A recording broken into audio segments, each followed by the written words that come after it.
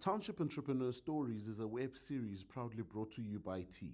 We profile small businesses nationwide that are providing services and products ekasi. My name is Lulama. I come from a company called Purple Growth Training and Executive Coaching. The reason why Purple Growth exists right now, the reason why Purple Growth was started, was mainly to bridge the gap between the unemployed youth and the services that are available that the youth aren't really familiar with. So at Purple Growth Training and Consulting, we offer training, CETA and non-CETA accredited training modules as well as courses. So part of our services is offering training and courses. Our courses are CETA accredited and non-CETA accredited. But I'll talk to you about our accredited courses.